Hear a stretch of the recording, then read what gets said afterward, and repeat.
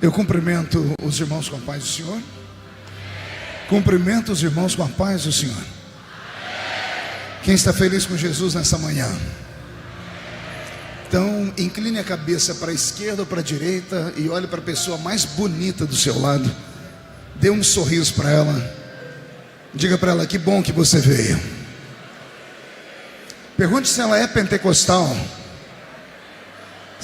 Então, se você é pentecostal, mostre que é pentecostal. É isso, esse é o barulho que encanta os gideões missionários da última hora. Por gentileza, eu gostaria de convidar todos para estarem de pé comigo nesse momento, para lermos dois trechos da santa palavra do Senhor. 35 anos de gideões missionários da última hora. Não são 35 dias, nem 35 semanas, são 35 anos. O pagamento só é eternidade, pastor Reuel. Só a eternidade. Que Deus lhe conserve com vida, com saúde, com inspiração. E eu acredito que Deus já lhe surpreendeu aqui nessa festa, né? O ginásio nessa manhã está mais cheio do que o ano passado. E eu espero que ele permaneça cheio assim. Ontem à noite nós ficamos aqui até virar o dia, todos os dias assim. E o povo de Deus tem sido abençoado. Parabéns. Isso é sinal de confirmação. Força. Não olhe para os Sambalates e Tobias da vida, porque eles não fazem nada. Quem ama o Senhor está aqui conosco nesta manhã. Amém, Gideões? Abra sua Bíblia comigo no livro do profeta Ageu. Livro do profeta Ageu, capítulo de número 2 e o versículo de número 9. E na sequência vamos virar 2 páginas e vamos ler um versículo no livro do profeta Zacarias. São bem próximos os dois livros. Livro do profeta Ageu, capítulo de número 2, versículo de número 9. Quem encontrou, diga amém. Quem não encontrou, peça socorro. Ajude aí, socorre o irmão. Esses livros pequenos da Bíblia estão aí para isso, para deixar a gente completamente perdido na hora de procurar, né? Eu estava num culto dia desse, pastor Reuel, e pedi para os irmãos, vamos abrir a Bíblia no livro do profeta Ageu. Eu fiquei olhando uma irmãzinha que ela começou em Gênesis, veio até Apocalipse e deu meia volta. Aí ela colocou a Bíblia do lado assim, olhou para o lado, pegou a harpa cristã para ver se estava na harpa. Bom assembleiano dá um jeito em tudo, né? Mas está aí na Bíblia Sagrada. Livro do profeta Ageu, capítulo de número 2, versículo 9. Está escrito assim: a glória da segunda casa será maior do que a glória da primeira, diz o Senhor dos exércitos, e neste lugar darei a paz, diz o Senhor dos exércitos. Vou ler mais uma vez para empolgar o coração dos gideões que estão presentes e dos que ouvem pelo mundo afora. A glória desta última casa será maior do que a glória da primeira casa. Livro do profeta Zacarias, basta virar a página para frente 3 ou 4 páginas. Capítulo de número 9, versículo de número 12. Um dos versículos mais lindos da Bíblia Sagrada e que por poucos é conhecido. Capítulo 9, versículo 12 do livro do profeta Zacarias está escrito assim: voltai à fortaleza, ó prisioneiros da esperança. Também hoje vos anuncio que vos recompensarei em dobro. Vou ler de novo: voltai à fortaleza, ó prisioneiros da esperança. Também hoje vos anuncio que vos recompensarei em dobro. Só quem acredita que Deus dá em dobro, dê um glória a Deus. Coloque a Bíblia no banco, na cadeira. Pede licença ao irmão do seu lado e pegue na mão dele, por gentileza. Pegue na mão do irmão ou da irmã que está do seu lado, com carinho e respeito. Feche os corredores, vá do outro lado, avance do lado do seu irmão. Se alguém porventura não quiser pegar na sua mão, chuta a canela dele. Diga: aqui é reunião de família, e família permanece unida. Aperte a mão da pessoa com um carinho até ela falar aleluia. Você não apertou direito, aperte com vontade. Pentecostal que não faz barulho está com defeito de fabricação, não é? Vamos orar, igreja.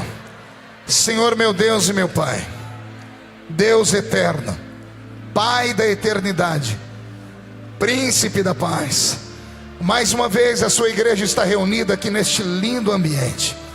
Mais uma vez a igreja está reunida para adorar o nome que está acima de todo nome. Os seus filhos vieram em busca de um toque, de uma revelação, de uma palavra, de um milagre. E eles vão receber um toque, uma revelação, uma palavra e um milagre. Mas não antes de darem a Ti aquilo que pertence ao Senhor. Eles mandam glória para o céu e o céu reverbera, mandando glória aqui para baixo. Enquanto nós oramos ao Pai, que o céu se abra sobre nós. Que nesta manhã haja cura divina, batismo com o Espírito Santo, que haja salvação de almas.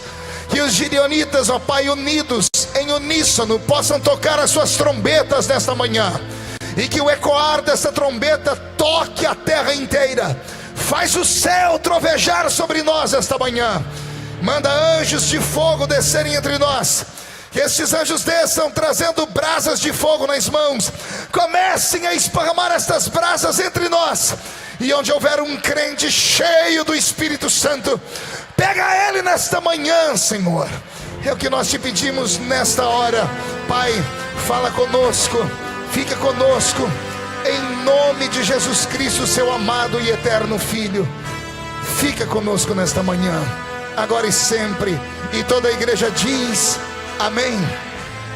Os que podem, tomem o seu assento. Os que não podem, permaneçam de pé. Mas todos, vamos dar a Jesus uma linda salva de palmas, porque Ele é grande, porque Ele é maravilhoso. Graças a Deus. Os batizados com o Espírito Santo estão aqui? Então cadê as línguas estranhas? Cadê a manifestação da glória do Senhor? Cadê a alegria, a expansividade da nossa fé? Que maravilha. Vou pedir agora a vocês que me emprestem os seus ouvidos por alguns minutos. Eu prego o Evangelho de Jesus Cristo desde criança. Eu tinha 13 anos de idade quando agarrei um microfone como esse para pregar pela primeira vez. Hoje, com 44 anos, com cara de 50 e o corpinho de 60, só perco para o pastor Reuel, né? O Senhor Deus tem me abençoado e me dado força. Os cabelos vão ficando brancos, o corpo já não ajuda mais. Tem alguns irmãos que são desavisados, falam assim: ele não é mais o mesmo, não consegue mais dar aqueles golpes de karatê, né? Eu tentei um dia desse, travou a coluna, porque não é você, né? Eu não estou como pastor Napoleão não, 6.8 sem vazar óleo, né? Ele é militar, os militares têm uma cultura de exercício. Eu não, eu vim da roça, da Vila Tatu, apanhador de laranja, algodão, café e cortador de cana. Então o tempo vai passando e a gente vai amadurecendo, envelhecendo. O corpo não é mais o mesmo, mas o espírito é o mesmo. O espírito é o mesmo do menino lá da Vila Tatu, que desde criança pregando não consegue trazer na memória uma lembrança sequer de um culto que Jesus tenha faltado à reunião. Meia dúzia entenderam, eu vou tentar melhorar. Eu quis dizer que desde criança até hoje eu não me lembro de um culto que Jesus tenha sequer chegado atrasado à reunião. Muitas vezes, por motivo de força maior, somos obrigados a chegar no culto depois que ele começa. Às vezes somos obrigados a ir embora antes do culto terminar, mas Jesus nunca fez isso. Ele sempre chega quando o primeiro crente chega, e ele só vai embora quando o último crente vai embora. Tudo isso porque ele deixou na sua palavra uma promessa. Ele disse: esta é a minha igreja, e as portas do inferno não prevalecerão contra ela. Quem pertence a esta igreja pode dar um grito para empolgar o coração desse pregador? Desde os 13 anos pregando, eu já passei o olhar por esta Bíblia mais de milhares de vezes. Já li ela inteira, de capa a capa, mais de 30 vezes. Tive a ousadia de escrever 21 livros acerca dela. E devo ter pelo menos umas 800 ou 900 mensagens registradas, gravadas, que foram reproduzidas em mais de 20 milhões de DVDs, VHS, que esparramados foram pelo mundo todo, dublados em inglês, espanhol, português. E cada dia que eu abro a palavra do Senhor, que eu penso que eu a conheço, eu sou surpreendido. Este versículo que eu li aqui hoje, na verdade os dois, o primeiro de Ageu, mais conhecido por isso, a reverberação, o grito de glória a Deus do povo, a glória da segunda casa será maior do que a glória da primeira. É lindo, mas o segundo versículo que eu li, esse me arrancou do chão. O profeta está dizendo que existe um grupo de pessoas que servem a Deus, que são prisioneiros. E eu, que sempre preguei contra a prisão, peguei até uma carona no que disse o velho profeta, ou o velho salmista, quando disse assim: ó Deus, tira a minha alma da prisão, porque prisão não é um lugar bom de se ficar. Vamos caminhar pelo Novo Testamento e vamos ver homens presos e os anjos entrando nas cadeias, arrebentando os grilhões, porque prisão não é lugar de homem ficar. Mas não é que eu encontrei um versículo na Bíblia que um homem tomado pelo Espírito, emocionado, disse: Deus, existe um grupo que tem que permanecer preso. Tem um grupo que não pode sair desta prisão, tem que estar acorrentados a esta prisão, porque não é uma prisão ruim, é uma prisão boa, é uma prisão emocionante. E ele diz aqui: ó prisioneiros da esperança. A minha barba se arrepiou inteira. Eu vou repetir, ó o que ele diz: ó vós prisioneiros da esperança, eu vos anuncio que hoje, diz o Senhor, vou dar a vocês em dobro tudo que vocês perderam na sua existência. Mas só há uma maneira disso acontecer: voltem à fortaleza, voltem para debaixo das asas do Onipotente, voltem para o princípio, para o primeiro amor, para o caminho que vos chamou, voltem para os braços do Deus eterno que se revelou a vocês no início, voltem para aquela paixão do primeiro encontro, voltem para aqueles locais onde você já não visita mais, volte para as madrugadas de oração, volte para as vigílias, volte para os cultos de consagração, volte para aquela velha igrejinha coberta de sapé, vá visitar aqueles profetas do alto das vilas, dos morros, volte a pegar a velha Bíblia Sagrada e não olhar ela como se fosse o dono de todo o conhecimento. Volte a ter paixão, volte a acreditar que aquele que fez promessas não é homem para mentir, não é filho do homem para se arrepender. Volte a crer que aquelas velhas profecias, e quando digo velhas profecias, falo daquelas que a sua mente já não consegue captá-las mais, daquelas que inconscientemente são a razão de você permanecer de pé, são a razão de você ainda se arrastar e vir para um culto como esse. Você pode não ter mais o mesmo fervor de antes, você pode não falar mais em línguas, dançar, pular, gritar como antes, mas você ainda não perdeu por completo a sensibilidade. Se você tivesse perdido por completo, você não estaria aqui, estaria ali do lado, nas praias de Balneário Camboriú, tomando um belo sol, tomando uma água de coco, mergulhando nas águas, meditando na paisagem, contemplando o belo. Não, mas tem alguma coisa que te trazendo para esses lugares, ainda te faz: acorda de manhã, vamos para aquele ginásio, vamos ouvir Deus falar. Tem uma voz uníssona gritando no seu ouvido, dizendo assim: eu ainda tenho coisas na sua vida que não se realizaram. E não importa se o seu corpo está envelhecendo, se os seus cabelos estão brancos, se os seus dentes estão amarelados, se as doenças que procuram os velhinhos já te encontraram, como artrite, artrose, osteoporose, reumatismo, não me importa. O que me importa é que se você tem uma promessa de Deus, você está aprisionado a ela, e você não sai desta terra enquanto tais promessas não se cumprirem. Eu queria que você murchasse a barriga agora, estufasse o peito e olhasse para esse gideonita do seu lado e fizesse a seguinte pergunta para ele: você tem promessas? Não, fale com vontade, diga: você tem promessas? Diga a ele: porque eu tenho. Não diga com mais força, diga: porque eu tenho. E só quem tem promessa, então, não dê um grito agora, não, dê um berro de glória a Deus nesse lugar. Robson, mude a música para mim. Eu não tenho tempo para falar tudo o que aconteceu para chegarmos neste versículo, mas eu não tenho como fazer o que tem que fazer daqui a pouco, quando essas cortinas se abrirem, sem antes preparar o coração do povo. Aí as pessoas falam assim: pastor, por que quando o senhor pede as pessoas dão? Aí eu explico: porque o conhecimento vem pelo ouvir. Se você não gasta um tempo explicando, as pessoas não acreditam, não tem como fazer.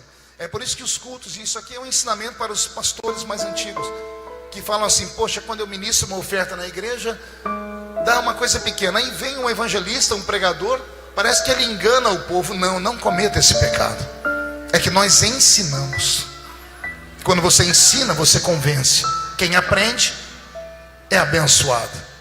Então, quando eu abro a Bíblia aqui no livro do profeta Ageu e no livro do profeta Zacarias, e fiz questão de ler os dois, ambos são profetas pós-cativeiro de Babilônia. Quando eu falo essas palavras, eu sei que alguns ficam meio perdidos, porque a nossa geração não é mais dada à cultura bíblica, à escola bíblica dominical, aos ensinamentos. Vivemos uma geração diferente. Eu falei isso aqui ontem à noite. Às vezes eu vejo os nossos velhos pais pregando aqui, alguns chegam a ficar desesperados, falam assim: nossa, a igreja parece que não está aceitando o que eu estou pregando. Não, não é isso, é que a geração mudou, as pessoas mudaram, o temperamento mudou, a simplicidade abriu espaço para o conhecimento, e o conhecimento multiplicado acaba esfriando o coração. É o que está escrito na palavra, mas a unção do Senhor permanece. Quando eu vejo Zacarias e Ageu profetizarem, eu sou obrigado a me reportar nos velhos anos, quando Deus havia vocacionado Israel e dito a eles em profecia, não para a nação inteira, mas para o pai da nação, para Abraão, aquele que estava aprisionado lá em Ur dos Caldeus. Aprisionado, na verdade, é uma força de expressão. Aquele que morava em Ur dos Caldeus junto à sua família, aquele que ficava ao lado do seu velho pai Terá. E Terá, segundo a Bíblia Sagrada, ou Tera, não sei como você aplica a fonética no nome dele, era um fazedor de ídolos. Eu disse que era o quê? Não ouvi? O que é isso, pastor? O pai de Abraão, ou de Abraão, era um homem que tinha tanto temor aos ídolos, aos deuses, que ele fabricava ídolos com suas próprias mãos, dava para os amigos. Criou-se então um comércio e ele começou a vender os ídolos. A tradição dos judeus diz que Abraão, quando criança, estava passando por uma das prateleiras do pai. Toda criança tem os olhos na ponta do dedo, já percebeu? A criança fala assim: deixa eu ver isso, vê com os olhos, mas ela quer ver tocando. E o velho, ou o jovem Abraão, foi tocar uma das imagens do pai, Reuel, e derrubou e quebrou o ídolo. Ao quebrar o ídolo, ficou morrendo de medo de Deus pesar a mão sobre ele, ou os deuses pesarem a mão sobre ele, e ele se escondeu. E o velho pai, quando viu a criança desesperada, perguntou o que aconteceu. Ele disse: papai, vou morrer. Por que, meu filho? Porque eu quebrei um deus. E o pai dele abriu um sorriso dizendo: não, meu filho, eu faço outro. E mostrou para ele, pegou aquele barro que estava ainda amolecido, molhou e refez um ídolo e colocou para secar. E a mente do Abraão criança começou a divagar e pensar: calma aí, se eu quebrei um Deus e não morri, se eu quebrei um Deus e meu pai não me matou, se eu quebrei um Deus e o meu pai, que é homem, foi e fez outro, é porque esse Deus não é de verdade. É porque esse Deus tem olhos e não vê, tem ouvidos e não ouve, tem pés e não caminha, tem mãos e não toca, tem boca e não fala. Deve ter um Deus maior do que esse. Abraão sempre foi um homem curioso, e com o passar do tempo, não é que ele encontrou Deus?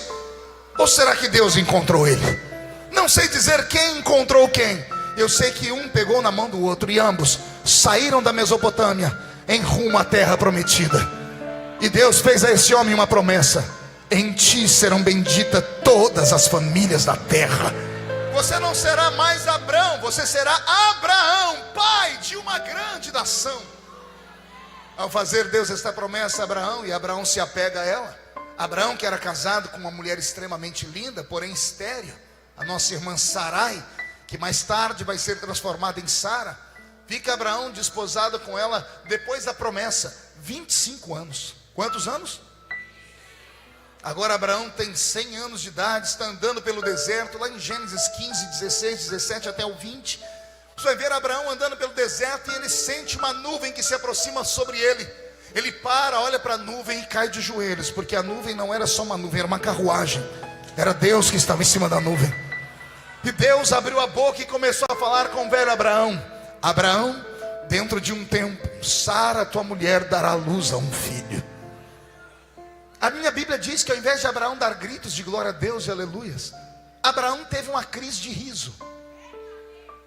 Pode imaginar um velho de 100 anos tendo uma crise de riso? Deus veio em cima de Abraão, Abraão caiu de joelhos e o Senhor disse assim: Abraão, dentro de um tempo, Sara, tua mulher, dará luz a um filho.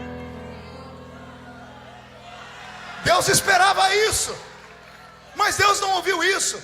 Deus, esperando o grito de glória a Deus, de repente escutou uma gargalhada. Deus abriu a nuvem e disse assim: alô, o que está acontecendo que você está rindo? Imagina Abraão falando: papai, desculpa, mas a gente é amigo há 25 anos, fizemos boda de prata, não precisa mais me enganar ou tentar criar em mim uma fé ou uma esperança falsa. O que você está falando, Abraão? Senhor, posso ficar em pé? Claro. Dá uma olhadinha na criatura. 100 anos, artrite, artrose, osteoporose, reumatismo, catarata, cegueira, flacidez, impotência. E o senhor acha que eu estou ruim? Vai lá na minha casa e olha a minha namorada. Senhor, pergunta para mim, qual a idade da sua namorada, Abraão? Qual a idade da sua namorada, Abraão? 90. Glória, porque nem a sua. Senhor, a minha mulher não pode mais dar à luz. Cessou. O útero dela secou. Não há mais nela estrogênio, como falta em mim testosterona. Não precisa me enganar mais. Aí Deus olha Abraão e diz assim: Abraão, você não acredita que eu sou Deus?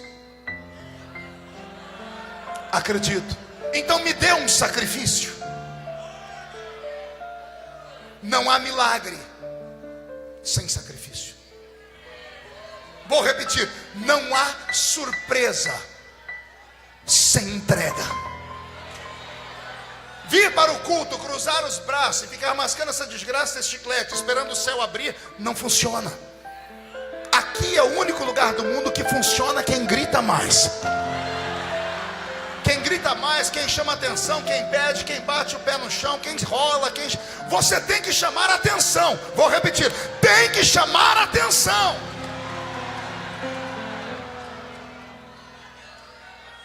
Agora preste atenção, você vai ver um sacrifício que você nunca viu na vida. Todas as vezes que alguém faz um sacrifício na Bíblia, a pessoa vem, pega um cordeiro, um animal, abre o animal, sangra e tira as vísceras. E são 3 tipos de sacrifício: o corpo, as vísceras e o sangue. Você vai encontrar isso no Velho Testamento inteiro. Mas o sacrifício de Abraão é estranho. Pergunte por quê? Porque Abraão pega um animal e começa a cortar ele em pedacinhos. Ele pega um pedacinho, vem andando, é um velhinho de 100 anos, e põe em cima do altar. Aí ele volta, corta mais um pedacinho e vem e põe no altar.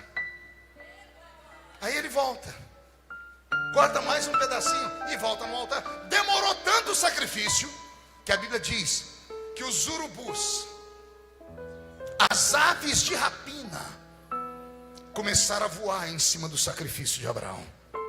Não existe outro texto da Bíblia que diz isso. Um urubu só vai se aproximar de uma carne quando ela está em estado de putrefação, quando passou do ponto, quando ela está apodrecendo. O sacrifício de Abraão, pastor Reuel, demorou tanto que a carne entrou em estado de putrefação e os urubus começaram a voar em cima da carniça. E a Bíblia diz que Abraão teve que se dividir entre sacrificar e enxotar as aves de rapina, mandar elas embora. Agora veja só, não é um jovem, é um velho de quantos anos? Olha o que acontece. Aí o crente espiritualiza, até fala em línguas, porque a Bíblia diz que tendo Abraão dado o sacrifício, depois de ofertar e tirar os urubus de cima dele, Abraão olhou para um canto e viu um vento passar. Quando ele acompanhou o vento, ele olhou do outro lado, diz a Bíblia, e veio uma coluna de fogo. Ó, não falei que o crente se empolga? Só que, ei, preste atenção, alguém já viu o vento?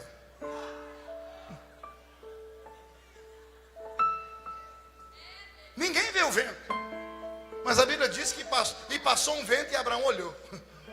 Pergunte para mim, o que aconteceu, pastor? vertigem. Abraão começou a ter vertigem. Alguém já fez um esforço muito forte? Foi tão grande que de repente você olhou e começou a estourar estrelinha nos seus olhos? Quem já viu estrelas? Não aquelas lá, quando você está muito cansado. Por quê? Porque o organismo não reage. Faltou em Abraão glicose. Como é um ancião de 100 anos, no meio do deserto, com calor de 50 graus, ele fez tanto sacrifício, indo e voltando, enxotando as águas, que o velho de 100 anos esgotou a força dele. Quando esgotou a força dele, ele começou a passar mal. Ele começou a ter visões. Ele falou que viu fogo e vento. Aí a Bíblia diz que Abraão caiu no chão. E veio sobre Abraão um sono profundo. O que a Bíblia chama de sono, eu chamo de desmaio. Abraão desmaiou por causa do esforço que ele fez. Quando ele desmaiou e está caído lá no chão, Deus olha para ele e diz assim: era assim que eu te queria. Eu tirei todas as suas forças para ninguém amanhã, quando você contar o milagre, falar: não, você ainda tinha força, havia alguma coisa diferente no seu DNA, você ainda tinha estrutura, seus ossos eram diferentes, você tem sangue de judeu nas veias, você é um beduíno, você é um semita da terra, então você aguenta. Não, Deus falou assim: eu esgoto as tuas forças para que ninguém tenha dúvidas de que quem faz o milagre sou eu. Quem faz o milagre sou eu. Você quer um milagre nesta manhã? Você quer aquele milagre que parece que nunca vai acontecer? Aquele que já dissipou, desapareceu da sua vida porque você disse: não, é impossível, olha a minha idade. É impossível é Deus mentir. Vou repetir: impossível é Deus mentir. Se Ele falou que você vai ser, é porque você vai ser. Se Ele falou que você vai chegar, é porque você vai chegar. Agora, Deus só vai fazer se você acreditar. Ficar me olhando com esse olho estufado, parecendo olho de coruja, não faz o céu se rasgar. Aqui não é lugar para girafas. Pastor, o que é girafa? É aquele animal que só come coisas aqui em cima. Aqui é lugar para ovelhas, que quando quer comer, tem que agachar e colocar a boca aqui no gramado, aqui embaixo. Ontem, quando terminamos o culto aqui, eu fui para o hotel, e lá no hotel fomos jantar, já era tarde. Aí eu tive um debate com alguns irmãos ali, intelectuais, ricos, importantes, e eles falaram comigo até às 3 e pouco da manhã sobre política. Quando terminou tudo, um me chamou num canto e falou: pastor, o senhor precisa orar por mim. Eu disse: por quê? Porque eu estava congregando com um pastor que é um dos homens mais inteligentes do Brasil, que pregou tanto, ele dá tanto ensinamento, que isso me fez mal, eu não consigo ficar firme em igreja nenhuma. Eu falei: por quê? Porque eu chego nessas igrejinhas e vem aquela comidinha rasa. Eu saio no meio do culto porque eu sou acostumado a comer coisas grandes. Aí eu olhei para ele e contei a seguinte história. Alguns anos atrás, eu sou pastor de igreja também, não sei se vocês sabiam. Há 8 anos tem o nosso ministério. E eu vou à igreja 1 vez, 2 vezes por mês, porque eu viajo muito e ainda parlamento em Brasília. E ele chegou e me disse: pastor, eu estou saindo do seu ministério. Eu disse: por quê? Não, porque eu acho que, olha, aqui está muito rasa a comida. Eu falei: por quê? Nesses últimos 4 ou 5 anos que eu te vi pregar, eu devo ter memorizado só umas 2, 3 pregações. O resto, pastor, eu nem lembro. Aí eu olhei para ele e disse assim: pois bem, nesses últimos 5, 6 anos eu também devo ter ido nos 3 ou 4 restaurantes que me marcaram, porque foram fora do Brasil. Mas se eu dependesse da comida dos restaurantes, eu estava morto. Eu disse para ele: o que me sustenta é um arroz com feijão todo dia. Caiu a ficha aí ou não? Eu falei para ele: o que está faltando para você é voltar a comer arroz e feijão. Aquela comidinha simples, mas é aquela comida que te dá sustância. Para de ir nesses restaurantes. Tem pessoas que falam: não, eu quero que o culto da minha igreja seja igual ao dos gideões. Não dá. Esse culto que você come aqui é 1 vez por ano. Se você comer 2 vezes por ano, já começa a empanturrar. Por quê? Porque isso aqui é comida para caminhar o ano inteiro. Se você comer isso aqui todo dia, você morre. Você morre, você não dá conta, o seu organismo não consegue absorver. Então o que te sustenta é o simples. Abraão, quando estava lá no chão caído, Deus venceu ele. E quando ele acordou naquela noite, é uma história tão linda que eu amo contá-la, está na tradição dos hebreus. Abraão acordou de madrugada, correu para a casa dele, Quando chegou em casa, o medo de Sara, porque Sara era muito brava, você já leu a história dela. Quando ele entrou dentro da tenda, a tenda iluminada por um menorá, ele foi na ponta do pé para não acordar a velha dele.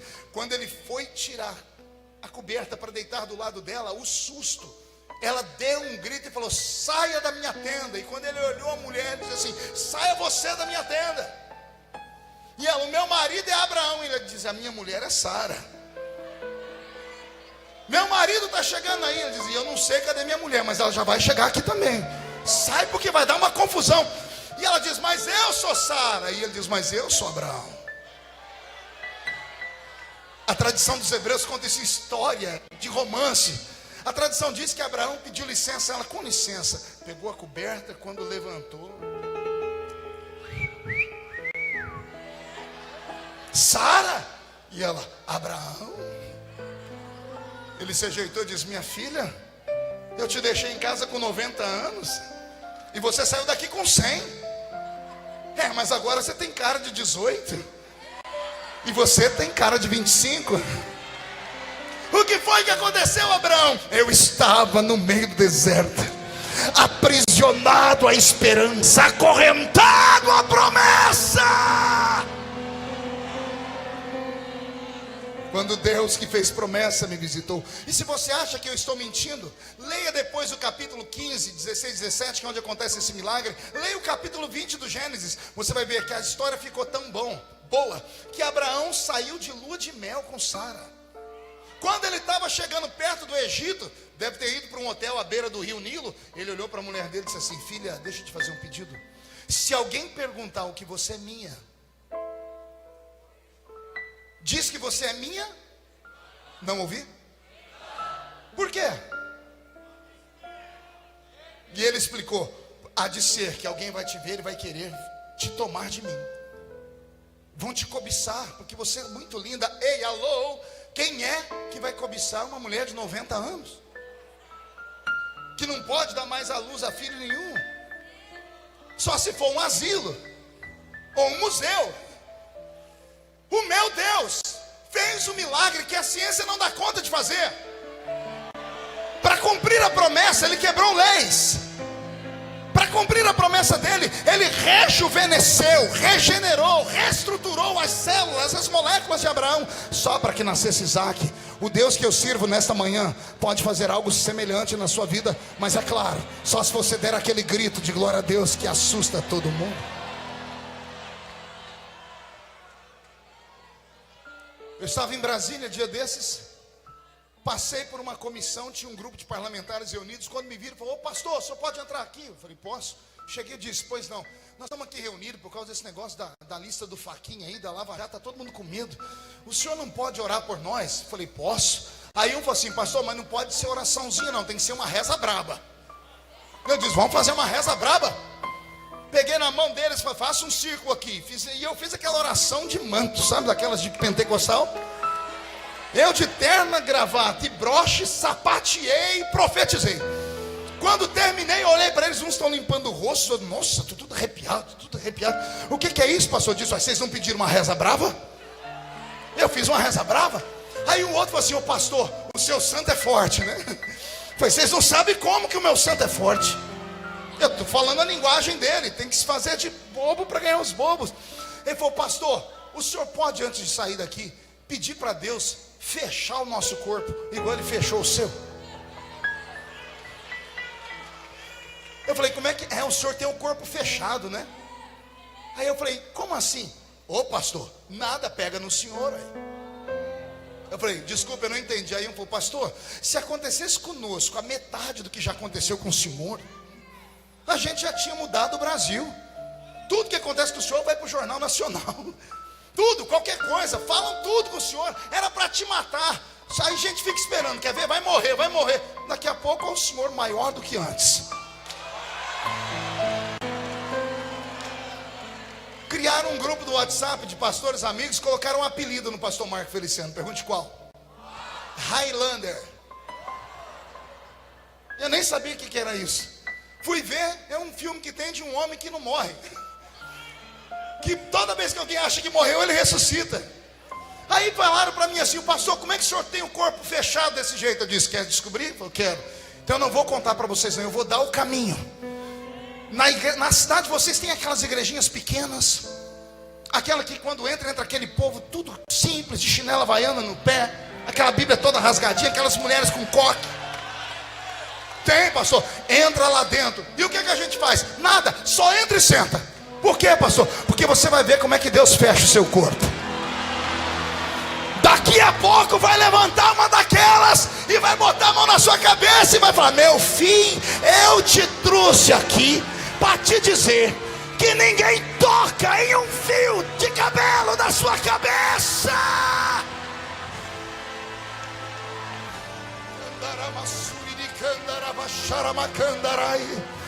Porque quem tem promessa não pode ser tocado, não pode ser destruído, não pode ser sepultado, não pode ter missa de sétimo dia. Eu não quero você mais com esta cara fechada, parecendo que foi batizado num pote de vinagre. Eu não estou pregando para os normais ainda estão dormindo em casa. Eu estou pregando para quem tem promessas, e quem tem promessa reage.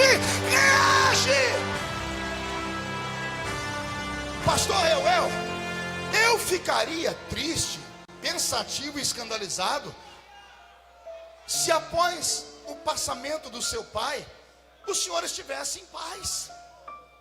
Eu ficaria preocupado se ninguém falasse nada do senhor, se não jogasse pedra, se não tivesse luta na internet, se não tivesse esses crentes que têm a língua maior que a minha gravata.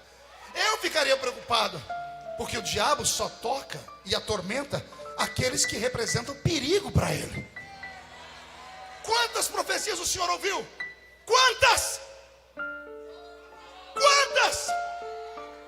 Quantas profecias eu ouvi aqui nessa tribuna? Quando o pastor Luiz Antônio catou a minha mão por 2 vezes, caminhou aqui e disse: contra ele não tem bombas, tem mísseis. Lembram disso? Alguém lembra disso? Existem mísseis apontados para ele. Aí ele catou a minha mão, começou a rir e falou assim: mas não adianta. Deus vai fazer com ele o que não fez com nenhum de nós. Deixa eu te dizer uma coisa: quando Deus tem uma promessa na vida de alguém, a primeira coisa que Ele faz é promover na vida da pessoa uma luta que parece ser o fim, a destruição, a angústia, a ânsia pela morte, a vontade de cair dentro de um buraco e se trancar lá dentro. Quando ouvimos o profeta gritar: a glória da segunda casa será maior do que a glória da primeira, a gente grita e reage, sim ou não? Mas você conhece a história? A casa que foi destruída era o templo de Salomão. Toneladas de ouro, pedras preciosas, 7 anos de construção, Marinha. O templo que Salomão construiu é imbatível. Agora vieram os babilônicos, destruíram Israel, queimaram Jerusalém, destruíram as muralhas, queimaram o templo, levaram a arca da aliança embora, desapareceram com tudo. Aí vem Deus e diz aos cativos em Babilônia: eu sou o Deus que abre o cativeiro e ponho lá dentro, e sou o Deus que no tempo certo abre o cativeiro e te tiro lá de dentro. Deixa eu te dizer, o cativeiro que você está não é para a sua morte. Vou repetir, a luta que você enfrenta agora não é para a sua destruição. É a forma que Deus encontrou para te curar, para te fazer forte. Minha mãe me dizia assim: aquilo que não mata engorda. É isso que está acontecendo com você. Você não vai morrer. Ei, vou falar de novo: você não vai morrer. Não vai morrer. Pode vir Zé Pilintra, Zé Pilantra, Exu Caveira, Tranca-Rua, Preto Velho. Pode vir ministério, pode vir convenção, pode vir político, pode vir polícia, pode vir Polícia Federal, Ministério Público. Se Deus te fez uma promessa, você está aprisionado nela.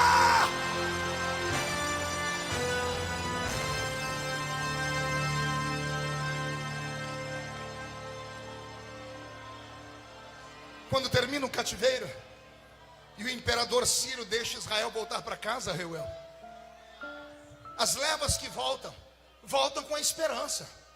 A glória dessa segunda casa será maior do que a glória da primeira. E eles começam a reconstruir o templo. Só que no meio do caminho eles desistem. Pergunte por quê?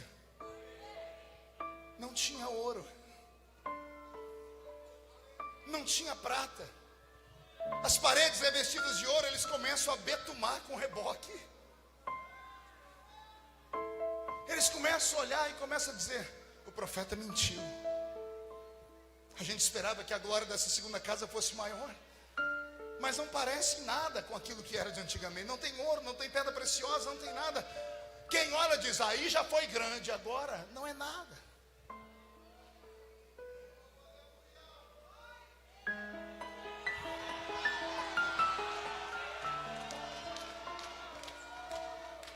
Reconstruir não é fácil. Eu sou pastor de igreja. Não tem nada mais difícil, por exemplo, do que cimentar um casamento rompido. Um traiu o outro. Aí a igreja diz: não, tem que permanecer junto. Aí os dois amam a Bíblia e dizem assim: pastor, ora por nós que eu perdoo a minha mulher. E a mulher dizia: eu perdoo o meu marido. Você ora, eles falam em línguas. E alguém diz assim: pronto, cimentou o casamento. Aí quando eles vão para casa e se trancam no quarto, a mente do traído é traída. O diabo vem e diz: vai dormir com essa mulher, outro homem tocou nela. E a mulher diz: vai dormir com esse homem. O diabo diz: porque outra mulher tocou nele. E o que foi bonito na igreja, alguém diz: a glória da segunda casa será maior do que a glória da primeira. É uma luta, é um sofrimento, é uma dor. Como é que um pastor, um obreiro que tomba no meio do caminho, ao se reerguer, a glória da segunda casa será maior do que a glória da primeira? Quando a Bíblia diz que o vaso tem que ser quebrado, ela diz aonde? O vaso tem que ser quebrado na mão do oleiro. Pergunte por quê? Porque enquanto o oleiro está fazendo, o barro está mole. Quebrou, o oleiro amassa e faz de novo. Mas depois que o vaso ficou pronto e foi para o forno, quando ele queimou e endureceu, o vaso não pode quebrar mais. Porque se quebrar, não tem como fazer de novo. Só tem um jeito, pergunte qual? É pegar Durepox, Super Bonder. Alguém já consertou uma xícara em casa? Um pote, alguma coisa que quebrou e você foi lá e botou. Você consegue colar quase certinho, mas não dá para ficar 100%. Alguém olha de longe e diz: nossa, ficou perfeito. De longe, chega pertinho para olhar. Ei, olha lá, foi quebrado, está trincado. E sempre fica um pozinho para trás, fica um restinho disso aqui, não dá para colar mais. O que eu estou falando? Eu estou falando que quando acontece uma tragédia na nossa vida, só quem está de longe é que vê: nossa, olha, ele está em pé. Olha lá, depois o pastor Reuel, da luta que passou na internet, olha lá, está em pé. Pastor Abílio, depois que sofreu tanto, agora está lá em pé. Quem está de longe tem essa visão, mas quem está perto? A família, os amigos, que passam a madrugada olhando assim: tá, trincou, machucou, não é mais perfeito. Pastor, então por que o profeta está dizendo que a glória da segunda casa será maior do que a glória da primeira? Ele está mentindo? Não. Pergunte por que não. Porque enquanto o templo de Salomão estava de pé, Deus entrou nele uma só vez, na inauguração, e não voltou mais naquele templo. Só na inauguração, 2 Crônicas 5, 6 e 7, Deus entrou no templo uma única vez, porque foi atraído não por Salomão, mas pelo hino de Asaf, que o pastor Abílio pregou lá no ginásio na quinta-feira. Só. E Deus nunca mais voltou ali. Mas aí o templo foi destruído, virou relíquia, levantaram ele com argamassa. Passou o tempo, Deus se fez carne e começou a andar sobre a terra.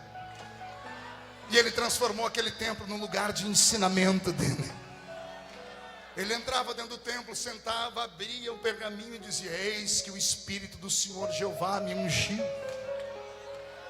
Eis que o Senhor me ungiu para dar vista aos cegos, anunciar a liberdade aos cativos. Este texto fala de mim. Inúmeras vezes ele entrou ali, começou como criança, dando um nó na cabeça dos grandes que ali estavam. Então, pastor, o que é que faz o templo ser maior? Não é a aparência, é o que está dentro dele.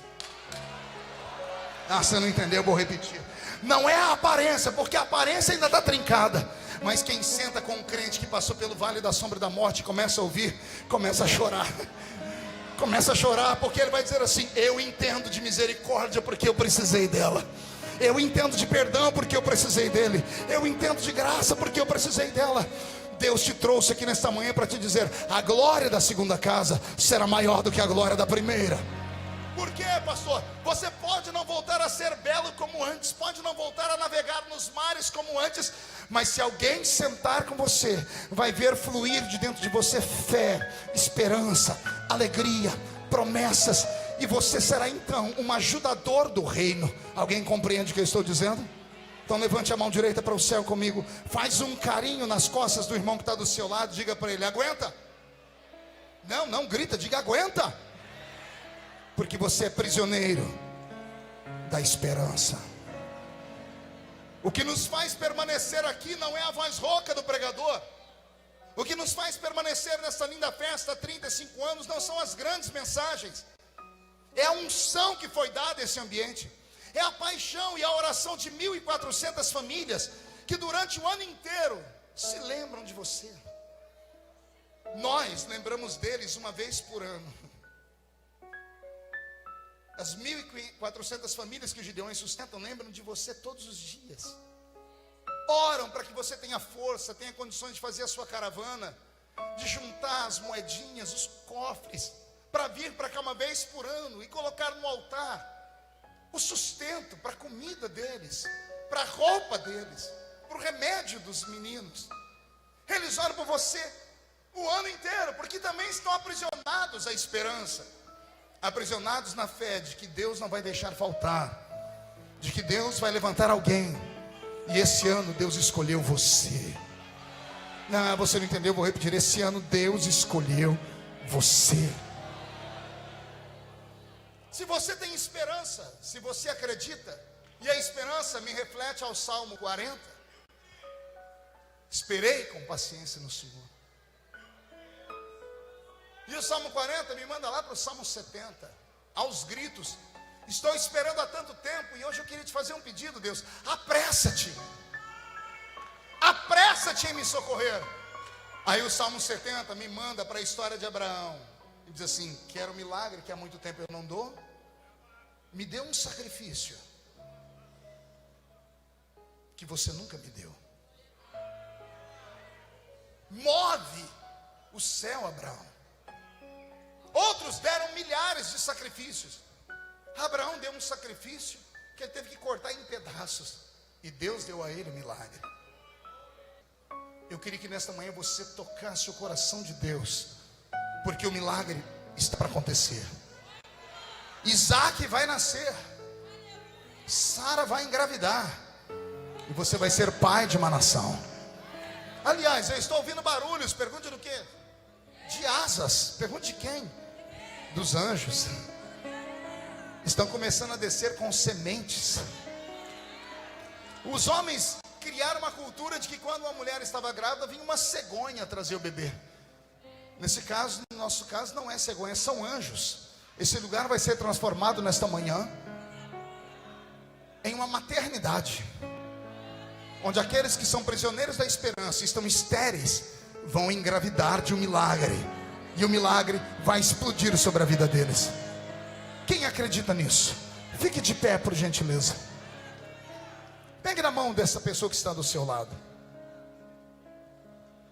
Segure ela pela mão, aperte a mão dela, mas com força. Não, solte a mão, pegue pelo braço. Traz a pessoa perto.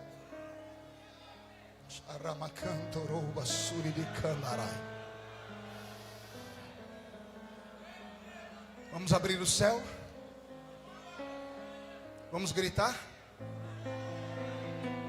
Vamos pedir. Traz o irmão perto, diga assim: eu estou aprisionado, estou acorrentado na minha esperança.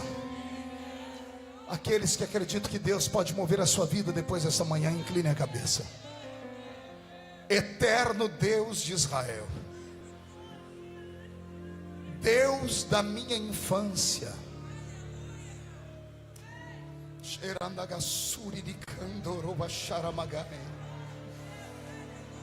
Deus que fala, que falou e que vai falar. Olhe para este nesse ginásio e para todas as pessoas que estão ouvindo pelo rádio, pela internet, pela TV. Porque nós vamos começar, ó Pai, uma batalha nesta manhã missionária.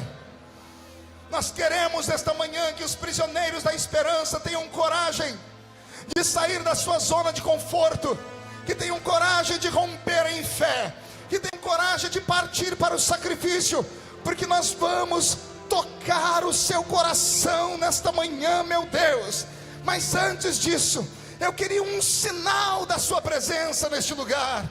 A esta pessoa que precisa da reconstrução do casamento, da salvação dos filhos, que a empresa dê um salto, que o ministério prospere, que a glória da segunda casa seja maior do que a da primeira, que o Senhor ative dentro deles a fé, ative dentro deles a fé. Os que são batizados com o Espírito Santo, ó Pai, que me deem oração de línguas estranhas esta manhã. Pai, faz este lugar trovejar neste momento.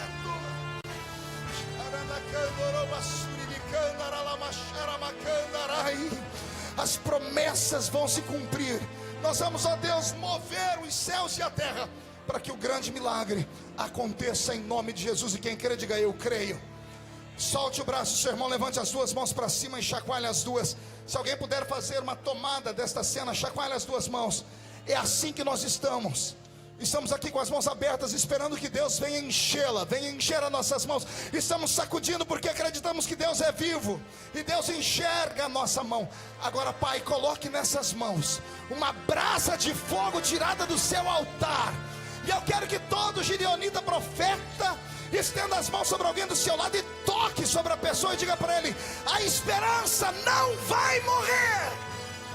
Toque, toque, toque, alguém toque, diga: a esperança não vai morrer.